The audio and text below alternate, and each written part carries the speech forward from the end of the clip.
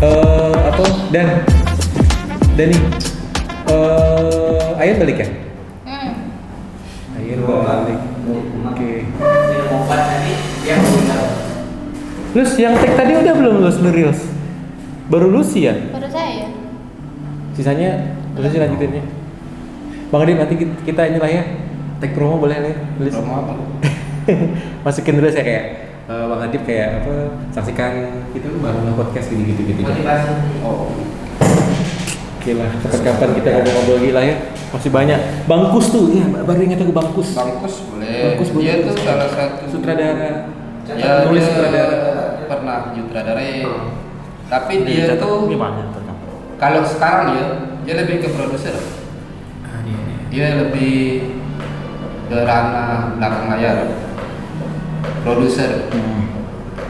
Karena memang dia ini secara keaktifan mungkin kalau berkarya udah banyak anak-anak lah ya, mungkin memberikan ruang ke mereka lah. Tapi dia lebih kepada produser. Mungkin bagus juga. Bagus. Bang Agus juga belum nih. Agus Saka. Agus Saka belum. Bagus belum. Sementara ada namanya Bang Amrin. Siapa? Bang Amrin Bang Amrin kayak belum pernah. penulis itu maestro tuh. Standby di Ketapang kan? Dia udah di Ketapang, entah di Ketapang atau di Tayang. Cuman rumahnya di Ketapang nih Bang Amrin. Boleh tanya Bang Bos di kontaknya. Bagus sih santai agak jauh kadang-kadang. Karena Bang Agus. Tapi biasa kesini Bang Amrin tuh, itu maestro tuh penulis. Memang penulis sih. Penulis. Bangkus tuh di Kayong Bang Pasar. Kayong. PNS. Sama Bang Amran, apa Bang Amrin pun sama. Ini memang pengen sih itu bang. Kita gali SDM atau orang-orang yang jarang muncul. Karena kalau sisi seniman nih Bang, kayak mau digali Bang. Ya, orangnya, betul. Sama-sama ngobrol orang-orangnya itu dia tuh nggak mau. Dia lebih suka berkarya dibanding eksistensi. Ada beberapa yang gitu ya. Itu kepuasan hati dia aja dalam arti berkarya itu. Kalau eksistensi jarang, kecuali seleb. Kalau seleb memang targetnya dia harus. Iya. Seleb pun belum ada gitu undang. Harus memang ya masyarakat harus kayak misalkan di Pontianak Kamel Ente, Iya. Meme Hidayah. Ke satu geng mereka itu lah ya. Iya kan? Gimana sekarang? Daeng atau siapapun, nah, mereka tuh targetnya ya bagaimana mereka bisa terekspos. Kalau seniman jarang mau diekspos. Tapi iya memang betul seniman ini memang ingin mengeluarkan rasa ya. Hijau feel meninggalkan karya ya ngomongnya. Karya. Buat karya laku tidak laku berkarya. Berkarya. Beda dengan Kita pun seharusnya industri. gitu. Kita pun seharusnya gitu. Kita bukan seharusnya gitu, kita memang belum. Tapi memang kalau dunia sekarang, seniman pun sekarang rata-rata ya mereka hidup pun dari hasil mereka, proses mereka juga. Siapa misalkan kalau di Kalbar itu yang bangkutan misalkan Pengujen Plan Suka. Ya, ketua Sekberkesda Pengujen. sering gitu. Pengujen tuh Itu memang orang seni sekali sih. dia seni lukis, dia seni rupa. Pengujen.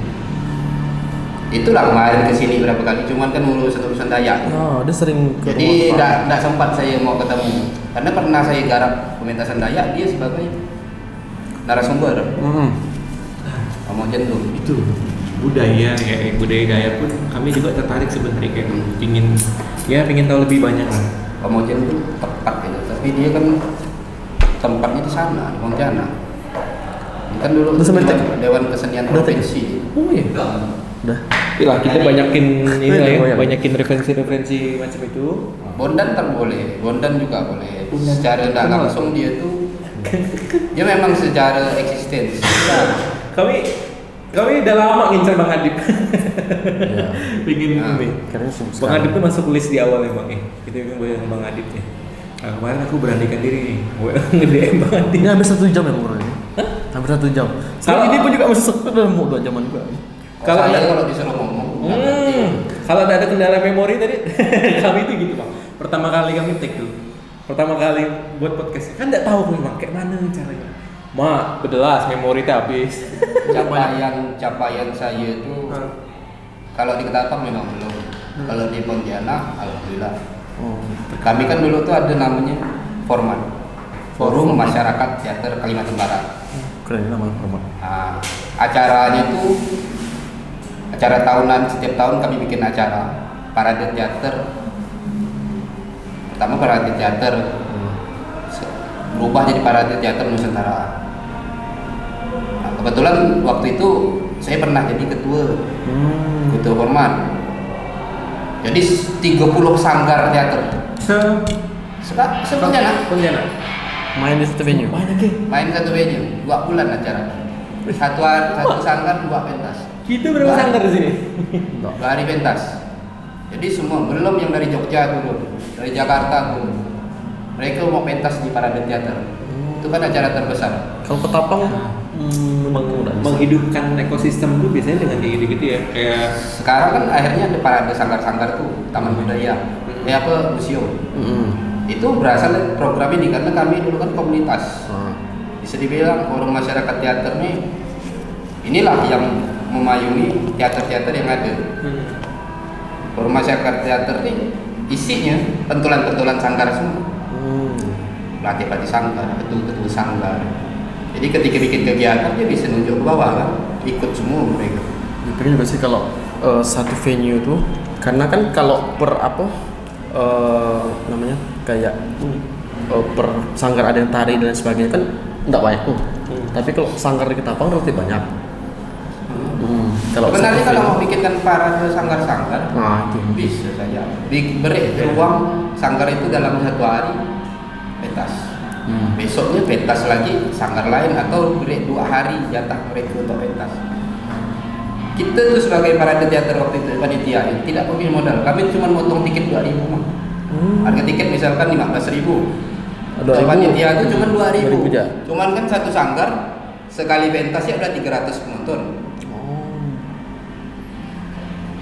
Penonton ramai di sana, Bang. Udah tercipta ekosistemnya. Jadi kalau menjual tiket tuh kayak jual kacang goreng. aku nonton yang Dexa sama Bang Beben tuh. Ya, Covid tuh, pas Covid. Covid malah tuh. Pas Covid tuh. Murah Desa itu tiketnya. angkatan saya. Oh, barang ya? Nah, Tapi di Jogja Pak tadi. Jogja, cuman waktu dia kan dari sekolah, dari SMA 8 di Pitung, nama sanggar dia. Dia seangkatan, seumuran kayak. Bagus tuh. Suka tuh lihat Pontianak tuh berkembang lah. Ya. Opang mana Opang? Hah? Junior sih tapi ini Opang. Opang. Di topengnya. Kalau senior-senior saya, hijau, Bu ini, Bu siapa? Uli, Kak Uli, Uli. Kak Yuni. Kak Yuni itu yang biasa main film tuh, yang muka tuh, yang anak tuh. Uli kakak, Di ini Pontianak masih tuh memang- di museum nih. Bu siapa namanya? Kak Dai. Budaya, Ah, budaya. dia tari, dia dari. Emang hidup sih waktu zaman aku kan dari Pontianak pun dari SMA sampai kuliah hampir 10 tahun kan banyak. Dulu tuh memang kayaknya venue tuh hidup kayak Taman Budaya hidup, 19 hidup dulu. 19 tuh kan ini sering lebih ke musik. musik sama cosplay. Iya. Di mau makan tadi gue di senang Ada nggak? pesan tadi. Ada pesan kentang sama. Di? Masih. Kita ada 3 box. Tapi Di memang- bulan kita pun udah mulai banyak ya. Jadi dulu tuh hidup sekali tapi makin sekarang tuh udah agak sepi. Taman Budaya baru dibuka sama Dan ini wakil gubernur ya. Dan Baru Taman rencana mau Budaya. buka ada kucuran dana dari kementerian 2 miliar. budaya kan sempat ada isu bakal digusur Ya, dulu tuh tukar guling sama bang. sama Bang Oh. Kabar. Ya, Yang kami demo dulu tuh.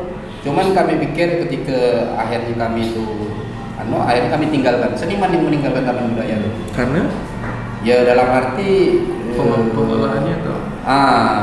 pokoknya kita sebagai seniman pun akhirnya sulit untuk menggunakan fasilitas-fasilitas negara tadi. Awalnya kami perjuangkan Taman Budaya, macam mana pun kami lahir di situ, kami makan tidur di situ kan, di panggung teater itu. Cuman akhirnya kawan-kawan sepakat untuk meninggalkan Taman Budaya. Makanya Taman Budaya akhirnya kosong, pengelolaannya akhirnya diambil museum. Nah, cuman waktu itu dipanggil lagi kami sebagai seniman. Kalau Balai Sungai Kedang, biar sistemnya kayak Taman Budaya, ibaratnya orang tuh bebas ya mau manggung gitu. Apa sih yang perlu Representatif panggung itu sebenarnya kurang ya? Kurang. Sekarang ini dia masuk ke panggung terbuka, tapi secara ruang samping-sampingnya itu tidak pas penataannya. Nontonnya tuh bang, seharusnya itu panggung prosenium ya satu. Oke. Iya kan? Kalau yang begini apa tapal kuda atau orang atau apa itu atau semi arena bisa ya sebenarnya dibikin, tapi karena proses penggarapnya harus bisa membagi blocking. Yang jadi problemnya masang lighting kalau di situ Tinggi. tidak ada beton, rendah. Iya. Itu rendah, Nah hitungannya. rendah. Oh, isi kalau Taman Budaya itu tinggi sekali ya. Taman budaya Di tengah ya? kalau di luar tinggi, kalau di dalam rendah. Nggak bisa pakai lampu-lampu itu. Akhirnya lampunya selongsong bikin sendiri. Rendah juga. Di Kalbar tidak ada representatif kalau itu. Yang Panggung bagus itu tertutup tidak ada selain taman budaya yang akustiknya bagus. aku pernah ke ini, ke Balikpapan, gedung resepnya itu bagus akustiknya. Dan mereka udah model apa? Udah tribun gitu ya. Dan itu dari ngomong di depan di panggung, belakang denger. Iya. Itu bagus tuh akustiknya. Dulu kan Makanya pun perlu sering acara arsitek itu yang Taman paham Budaya. panggung ya. Beda-beda. Event kami dulu waktu kuliah sana, Pak. Sebenarnya yang bagus tempat-tempat podcast atau tempat-tempat radio, RRI atau apa, iya. itu bagus akustiknya. Akustiknya bagus. Iya. Tapi ruangnya biasanya yang tidak bagus, panggungnya kecil Iya. atau apa. Tapi kalau untuk alternatif bisa. Ya, Ada Bang. ruang-ruang kayak radio, kayak teater atau apa, layar tancap atau bioskop. Iya, mereka Itu udah bagus. desainnya. Bagus. Kami ada rencana dulu kemarin sih, udah survei juga. Ini bekas radio ini, Kayong Solidaritas. Kan udah nggak berfungsi tuh. Rencana kami mau situ, cuman karena kayaknya memang harus butuh Renovasi. Nggak besar sih, kayak membersihkan sama AC sebenarnya. Iya. Tapi memang iya ruangnya kecil.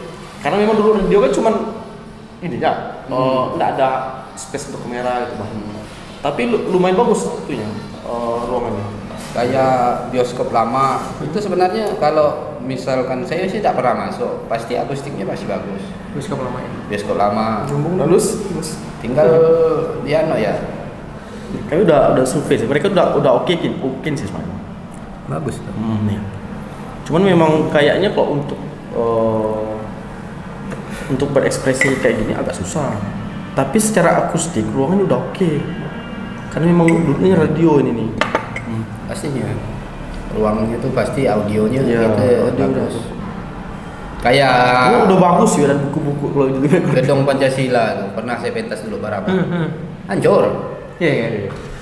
Mantul-mantul suara tuh. Iya. Makanya saya enggak kemarin malah pentas saya itu di mana? Di Pendopo, saya tutup semua tuh kayak kain. Mau enggak mau. Supaya kita dialog tidak pecah, tidak bias. Sakit lah, tidak enak didengar lah. Audionya hancur kan. Orang nonton apa? Cuma nonton orang gerak nanti. Dialognya tang, mantul-mantul suaranya. Nggak pas. Perlu itu sih. Kita olahraga udah mulai jalan nih kenapa? Olahraga sih aku apresiasi. Kalau Ketapang tuh dia ke situ memang ranahnya. Setiap olahraga saya rasa tuh dominan Ketapang dan pun fasilitas sedikit banyak mungkin tinggal satu aja katanya yang belum tuh tempat apa multi apa tempat kayak gor gitu kan. Lagi dibangun sih. Iya kan? Tinggal itu aja. Nah, kalau kesenian nih yang masih Iya. belum terjamah nih, baru komunitas-komunitas yang coba Musik lah. menunjukkan. Musik udah lumayan lah ya. Nah, Ada kalau- itu mas. Maksudnya festival musik tuh ada dari Dispora minimal tuh. Ya, Festival itulah sebenarnya yang jadi ekosistem, salah satu ini ya, bentuk ekosistem yang akhirnya bisa memacu yang lain tuh gitu. Dengan adanya festival akhirnya orang berlatih, akhirnya orang menunjukkan diri kayak berkompetisi. benarnya gini. Kami pun dulu berteater, tidak langsung bisa banyak teater yang mau ikut, baru bikin pesta dulu tuh, festival teater tahunan Taman Budaya tuh, baru ada sangkar-sangkar itu karena orang yang di Taman Budaya bersepakat, mereka nyebar, termasuk pelatih saya tuh. Jadi setiap orang yang ada di Taman Budaya waktu itu sedikit nyebar pergi melatih di sekolah-sekolah. Ketika belum mampu untuk bikin festival pesta, kalau pesta itu udah lawan senior, lawan Bang Beben, aktornya kan berat tuh. Kita sebagai aktor-aktor muda kita kalah. Bikin dulu festival teater pelajar. Jadi kompetisi anak-anak sekolah. Yang dilatih sekolah, ada berapa sekolah di situ? Semua sekolah punya teater. Karena apa? Karena orang di Taman Budaya waktu itu tuh hijrah melatih setiap sekolah. Mau dibayar nggak dibayar. Nah, sebenarnya kita pun kalau mau menciptakan ekosistem, ya kawan, mau film, mau teater, mau seni tari, musik, dia harus masuk ke generasi penerus nih, latih mereka. Nah, ketika di festival, yang bikin festival tuh yang tua-tua ini lah. Jadi nggak yang bikin festival supaya anak didiknya ikut dan berkompetisi lah di situ, barulah ada ekosistem. Dan bagaimana bahasanya Bayu, marketing juga. Setiap komunitas jual tiket. Akhirnya cari pasar sendiri. Akhirnya pasar banyak nih kan, dari setiap sekolah. Akhirnya dari sekolah misalkan SMA 7 Pontianak, SMA 4 Pentas pun dia nonton kan, dia udah tahu ini teater, udah ada mikir sekolah lagi. Macam kita nonton bioskop, yang penting filmnya apa, tertarik nonton. Jadi tidak ada lagi gap antara aku harus sekolah aku aja yang aku tonton. Dan musik Lus, udah setengah 12 terus harus balik Lus. Cari papa. Mau diantar nggak? Butuh diantar nggak? Om Aldi. Diantar Om Aldi. Ini Gen sendiri nih, Bang. Ini dapat om semua. saya Gen Z. Gen X. Aldi. Saya udah punya cucu. Iya. Hah? Udah punya cucu. Aku juga udah dari SMA aku udah punya cucu. Iya, Oh, iya. keponakan. Keponakan dari Cucu keponakan. Oh, tapi maksudnya tak biologis. Karena saya terlalu muda di sepupu-sepupu saya. Itulah hebatnya kota-kota besar. Karena kota besar ini enaknya ngapa? Dari setiap daerah berdatangan ke kota. Jadi punya gaya sendiri masing-masing kan. Pertarungannya besar kan di kota kan. Akhirnya bersaing. Nah, kita di Ketapang ini kan belum sampai ke situ. Tapi kita motivasi terus, motivasi. Nah, dengan podcast ini tuh ya secara tidak langsung bagaimana kita Jadi Lus ya. Thank you. Oke, bapak-bapak. ya deh. Jadi Lus ya. Thank you. Kalau ada apa-apa WA ya. Awal sih Bang, awal sih kan. Iya. Sebenarnya tuh podcast tuh enggak Ya, enggak sampai gimana awal, tapi kayaknya udah mulai tuh udah dapat ritme. Lebih keren lagi. Workshop, undang pemateri, Kami- undang audiens. Ada Bang. Kami ada rencana memang. Kalau workshop lebih kena, karena yang hadir itu undang nih.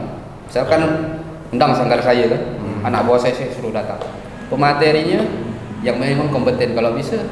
Kalau misalkan dia bosan dengan komen, itu satu orang ya datangkan dari luar. Minimal dari Pontianak ya lah kita datangkan ke sini.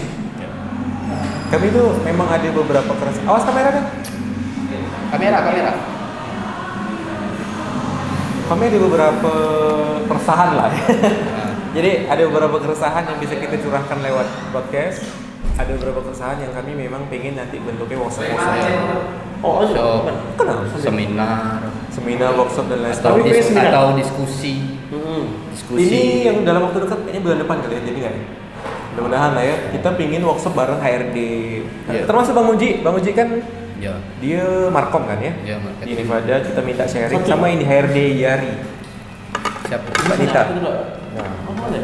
Nggak minum habis gitu. Terus minum lagi apa? HRD Yari, kami minta sharing karena Ketapang nih kami ngerasa bahwa biak-biak tuh macam gimana ya, profesionalismenya masih ini bang. Yang daftar kerja yang apa tuh? Gimana mau? Ada pengalaman nggak ada, belajar nggak ada, prakteknya nggak ada. Jadi kami pengen di awal kami pengen buat workshop itu. Kami udah connect juga kemarin dengan beberapa ini selebgram pengen buat konten, buat workshop. Bentuknya workshop kayak gimana ngubah ide jadi konten gitu. Cuman yang masih kita belum coba nih itu kalau kita buat berbayar bisa nggak? Minimal BEP lah, jangan nggak kita rugi maksudnya. Sponsor kita belum ada.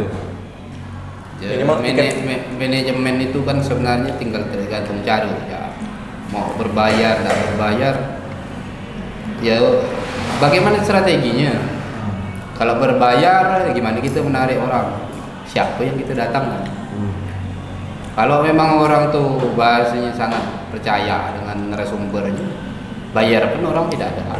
Nah, kita mau coba bangun di sini pelan-pelan. Ada berapa sih planning dahan buat workshop segala macam, seminar? Kayak dulu kami sering banyak workshop, tapi memang itu program pemerintah. Memang program tamu budaya. Jadi kami pentolan-pentolan sanggar ikut workshop. Memang yang diundang tuh ya kelas-kelas teater besar. Kayak dulu pernah Arifin Domba, almarhum datang sebagai pemateri. Kami 3 hari nginap. Diberikan dasar-dasar kesenian di ruang-ruang yang dalam arti eksklusif kayak hotel gitu tuh kan. Fasilitas dari Pemda itu dimanfaatkan jujur ya. Karena program kita nih kedinasan kita, dinas mungkin apa ya, kebudayaan. Iya. Patut Ada program-program seperti itu atau ada peluang-peluang program seperti itu. Memang seakan-akan kayaknya tidak penting. Tapi bagi seniman penting. Kapan lagi kita ketemu? Kami Dinas dulu sastra kan, balai bahasa ngundang ini siapa yang tua, Sapardi Djoko Damono. Mana dah kita mau datang? Mak gila nama besar tu. Sapardi Djoko Damono, Zainal Abidin Domba. Sapardi Djoko Damono.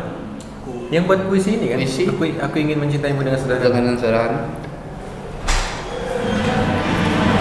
Itu legend tuh. Legend. Saya ada foto sama dia. Ikut saya Legend workshop. tuh. Padahal cuma balai bahasa tuh yang bikin event itu. Nah itu tuh akhirnya tertarik datang. Karena yang minimal tuh kita mau foto ya lah. Iya. Tapi kalau bagi kami, namanya kita tuh dibina kan. Jadi pelatih itu apa yang harus. Jadi ketika kita ikut workshop, balik kita harus bisa ngajar. Iya. Kau udah didelegasikan. Apa yang kau dapat materi catat. Kalau enggak, itu besok-besok enggak akan didelegasikan lagi. Belum seniman-seniman yang lain kan. Banyak ketemu tokoh besar karena kegiatan-kegiatan itu. Kalau kita yang mau datangkan dari komunitas, mana ada duitnya? Iya bang.